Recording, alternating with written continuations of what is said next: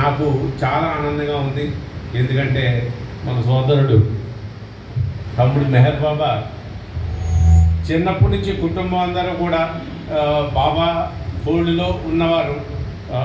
మొట్టమొదట బాబా body drop చేసినప్పుడు సీతమ్మ గారు, బసవయ్య గారు ఎప్పుడు అన్నదానం అంటే అప్పుడు వచ్చిన వారికి బాబా బాడీ డ్రాప్ చేసినప్పుడు అందరూ సడన్గా వెళ్ళినప్పుడు అక్కడ ఎవరికి భోజన వసతి లేదు.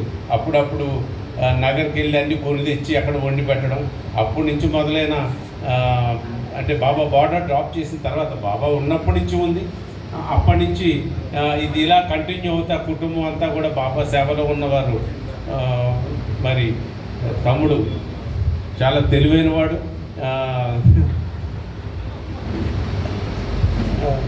నాకు మాత్రం చాలా ఆనందంగా ఉంది. బాబా సరైన వ్యక్తిని ఎన్నుకున్నారని పూర్తి తృప్తితో ఉంది.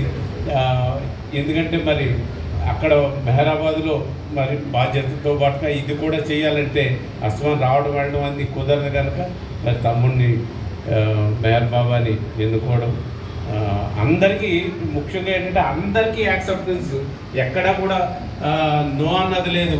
అందరూ కలిసి ఆమోదంగా ఆయన్ని తీసుకోవడం జరిగింది. చాలా సంతోషం.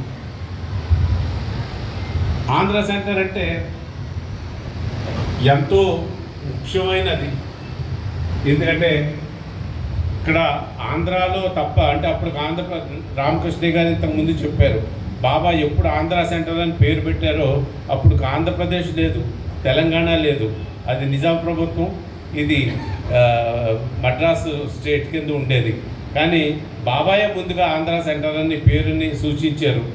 అంటే ఆంధ్రులు అందరూ తెలుగు మాట్లాడేవారు అందరినీ కలిపి ఆంధ్ర సెంటర్గా బాబా నియమించారు.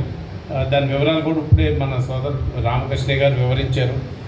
నిజంగా కూడా ఇది అదృష్టం.